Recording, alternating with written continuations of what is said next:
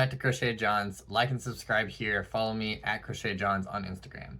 We are continuing in our Crocheting My Childhood Stuffed Animals series, and we are on part 4, which is the alligator.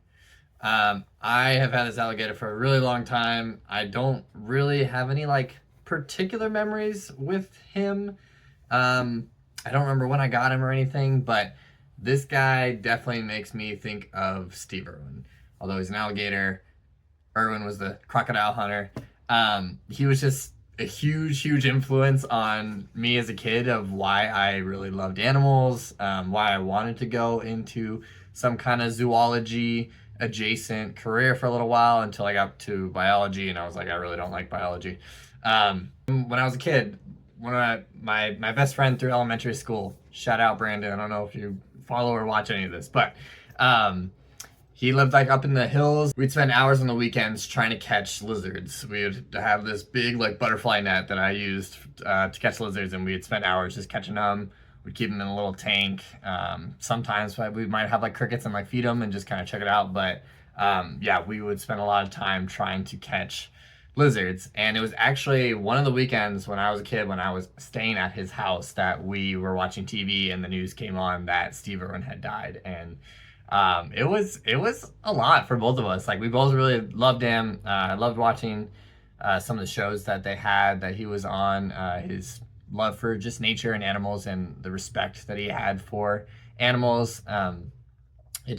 It formed me a lot as far as why I liked animals growing up and why I still have this 30-year-old leopard gecko down here in this cage, Sparks. Maybe this is the video to give a little feature. Let me grab him real quick. I don't think he appreciates how cold my hands are at the moment. But this is Sparks. He's moving around quite a bit. He is, again, I said 30. He's not 30. He is 22 years old. He can live to be 30 years old. But this is Sparks. He is a 22-year-old albino leopard gecko.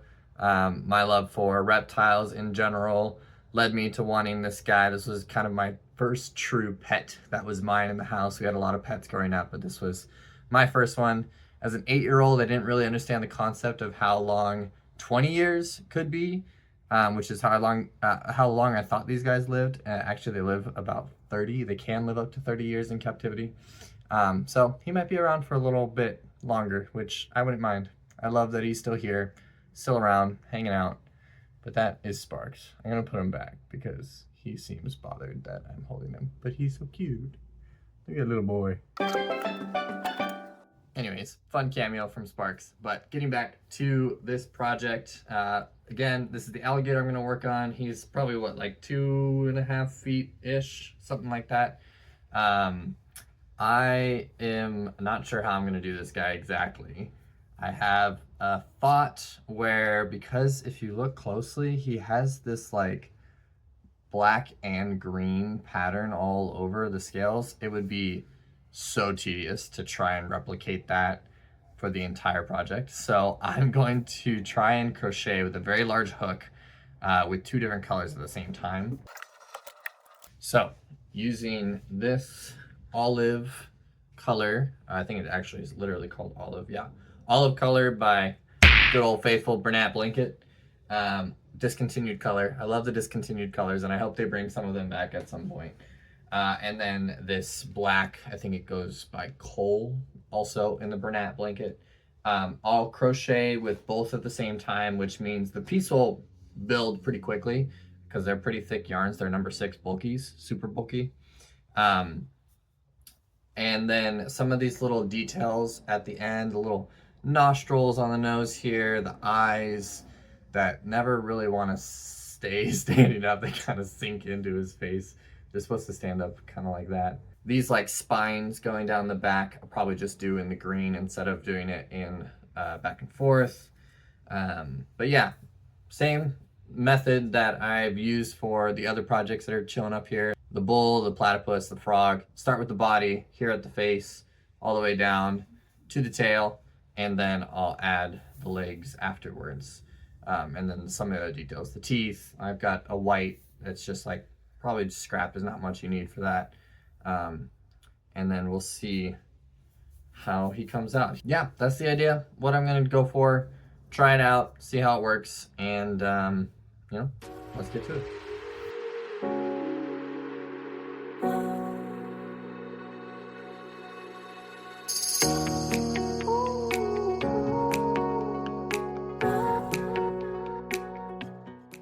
Definitely losing some daylight, so I'm gonna wrap up pretty quick here, but wanted to show the progress so far.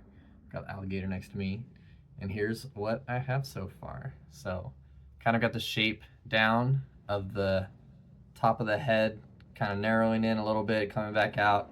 I added a couple of bobble stitches, which is the same thing that I do for, if you see like my toads that I've made, the little feet on them or the eyes on them, it's the same type of stitch that I do there.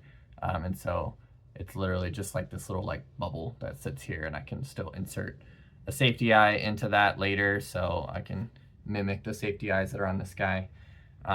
Yeah, I really like how the shape is coming out so far. It's a little bit more aggressive as far as like the angles and whatnot than the original. So I'll continue down the body. I don't know if I'll work on it tonight, because again, I'm losing light and I gotta make some dinner, but I like the shape. This was the complicated part as far as the head and the body goes. The rest of the body is kind of the same size. It just gradually gets skinnier and skinnier very, very gradually throughout the body.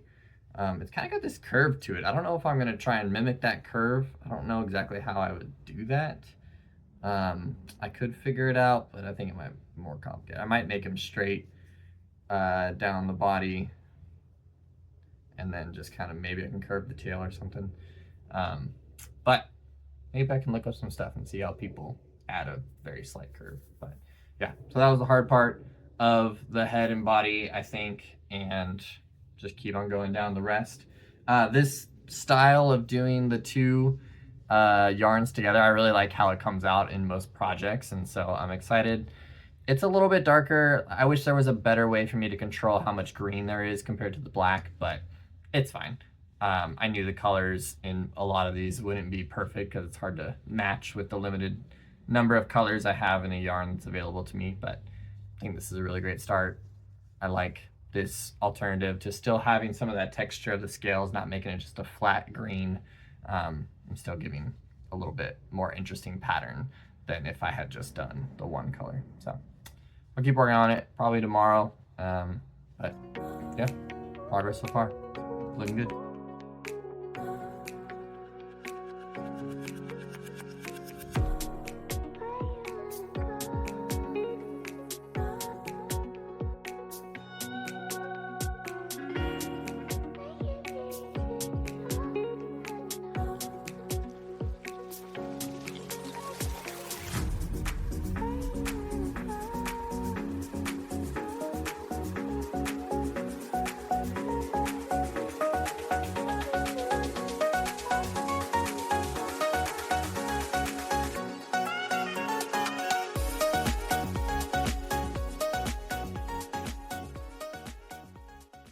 All right, so I finished the alligator. A reminder, this is the original, very floppy guy. Kind of has like a shine to the material that's made out of it, the fabric. But definitely a level of cartooniness that I loved as a kid.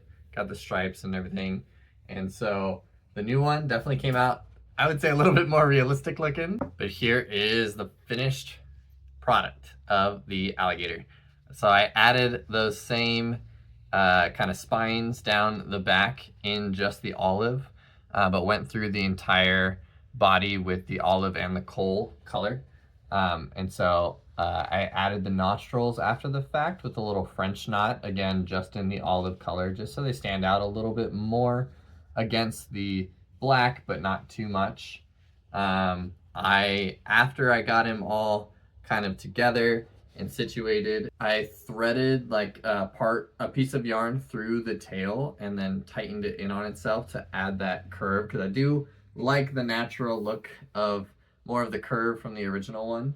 And so I wanted to maintain that curve in some way. I tried crocheting that curve by just continuing to build up on one side and shrink on the other, and it was just way too complicated. And so still got it in the tail.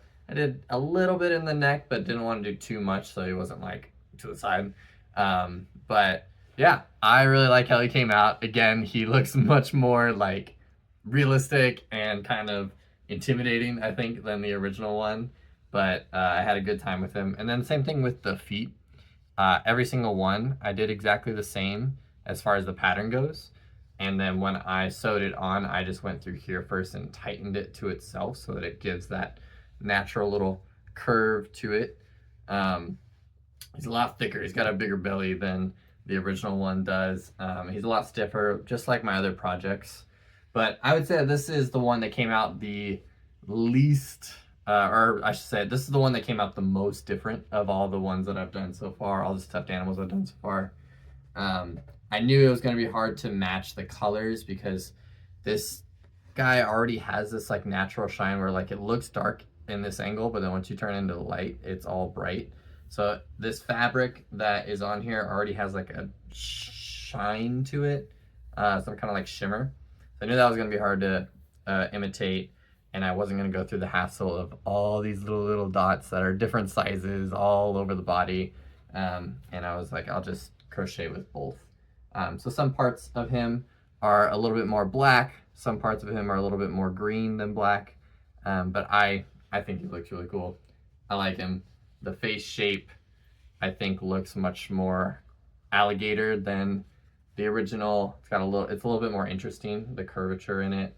Overall, because I was writing the pattern as I always do while I'm doing these guys, I think he took probably about 6 hours or so to figure out the body, undo it. Yeah, I got up to like probably about round 20. I had to go back to like round 15 near the head and redo it as I was trying to figure out that curve. And I was like, I'm just not going to do it. I'll add it at the end. And I think it looks great, at least having the tail with a lot of kind of curve to it, natural curve to it. And then for the spines on the top, all I did was slip stitch on, and then I double crocheted to get the little bump. See if I can show it. So you kind of have this bump and then slip stitch again, then you do a double crochet, slip stitch again, double crochet, slip. And I just went through the stitches and followed along the body line that's there. And I did that 3 times. Exact same thing.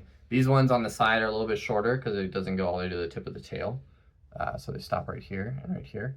But the original was just like that too. It kind of came to a point and then it continued off with the tail.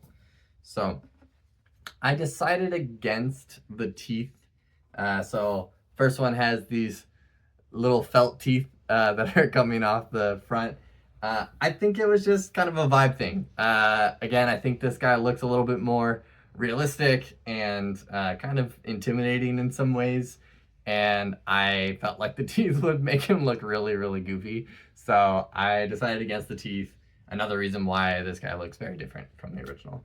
But this was a lot of fun. I'm down to my last childhood stuffed animal that I'm doing for this series, the tiger. So that'll be the next video. I'm hoping I can get it done within about a month and then drop that video as well. But thanks for watching. If you haven't already, subscribe here. Follow me on Instagram at CrochetJohns, and I'll see you next time.